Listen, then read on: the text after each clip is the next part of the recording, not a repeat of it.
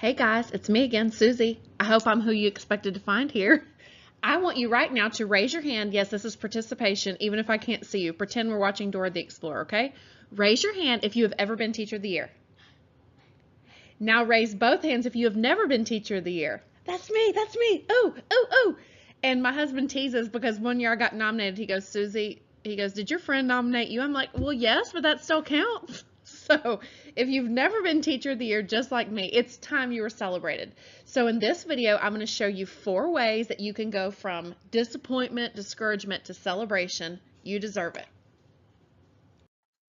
As a 16-year public educator, I know what it's like to be in the trenches. I know the frustration, the overwhelm, the discouragement, and the hard work. I also know the successes.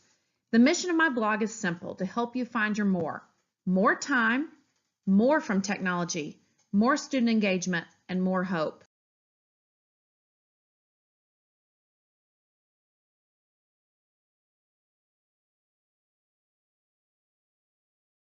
So when's the last time you turned on the news or looked at Facebook or read a newspaper and people were like, oh my gosh, public education, woo! Or if you're not in public education, any kind of education, they were like cheering for it. We hear so much bad news about education. It's time that you start drawing attention to the good news that's happening in your very own classroom. And you know the best place to do that? Twitter. Y'all, Twitter is a place where it's actually okay to brag. It's almost like a daily resume. If you've ever had to go interview for a job and they're like, what's your weakness? And you're like, trying to still say good things about yourself. Well, Twitter, that's what people do. Actually, teachers are the largest group of people that are on this personal learning network called Twitter.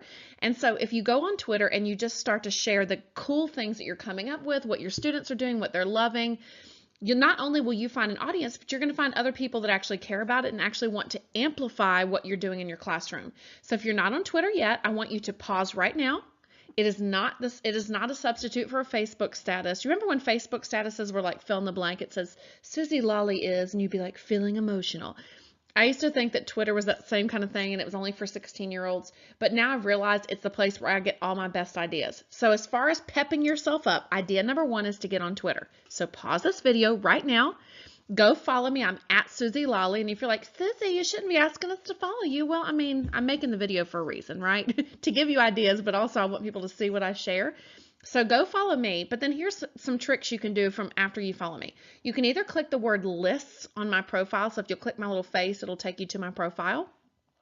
Click the word lists, that's hard to say, L-I-S-T-S, and you can find different groups of people that I'm following for different reasons, or you can click on where it says following. So I have people who follow me and then I follow others. So click on the word following and you will find people that are all in education and are cool to follow. They're sharing good ideas. That's why I follow them. I only use Twitter as my social network for specific education purposes. So I think that's a good reason to use it and a good reason that you're going to start finding it to be beneficial to pepping yourself up, giving yourself a personal celebration. In a future video, I'm going to share probably some ways to make the most of Twitter. I've never done like a full deep dive into Twitter, but I want to just recommend this at first. Just start stalking Twitter. The same way you Facebook stalk people's exes, do that on Twitter. Just start reading through, retweeting, not really contributing anything at all. But once you get the hang of it, I'm going to share that other video, but also you're going to find yourself wanting to share things that are happening in your classroom. Tip number 2 for pepping yourself up is to join a personal or professional learning network. You can use PLN for both of those. Now, I've filmed a whole separate video about this. You've probably already seen it. I know you have because you're like, Suzy, I just can't get enough of your videos. But if you haven't, go back and watch that one. But how discouraging is it when you did like the most bang up lesson you've ever done in your classroom and you try to share it with somebody or you invite your administrator in and nobody cares?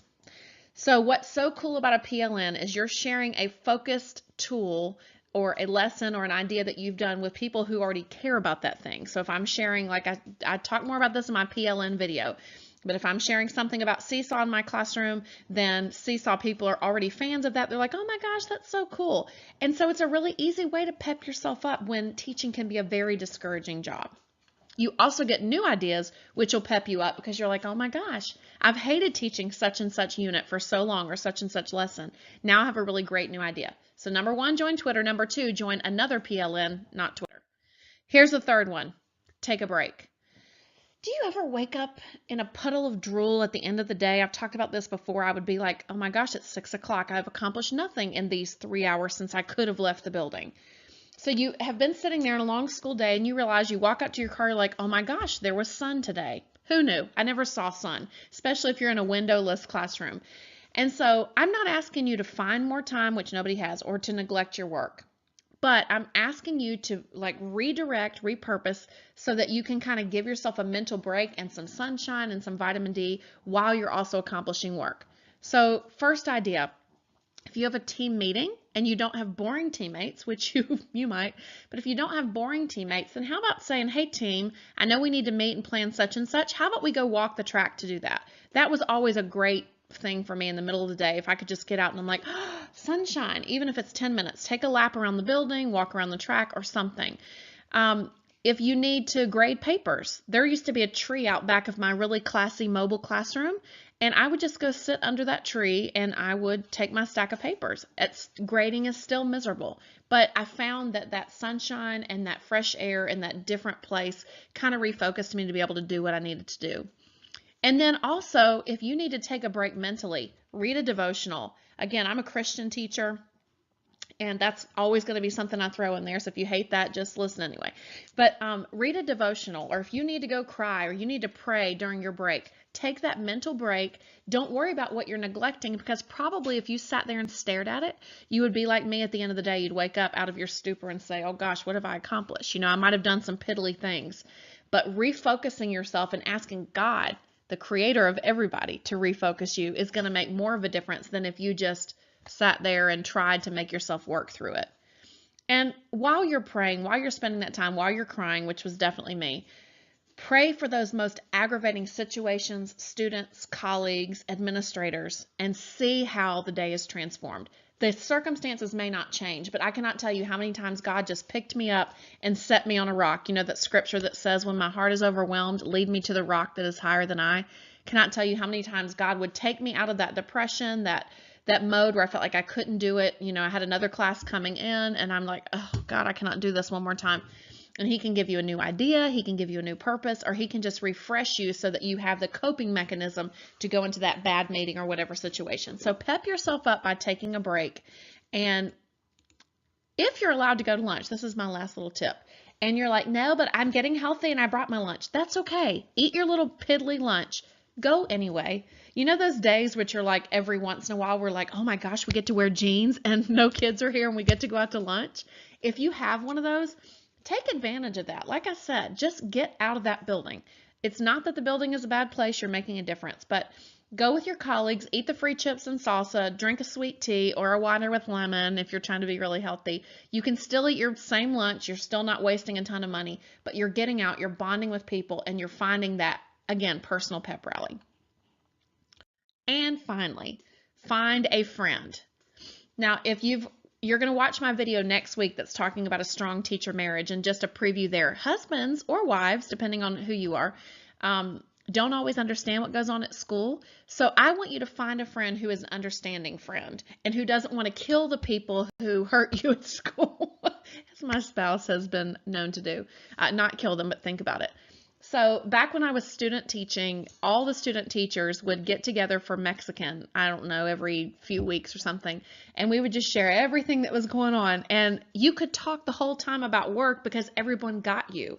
I've also gone to prom with our English department several times. You know, you have prom duty, but you're like, well, let's go out to dinner and make the most of this.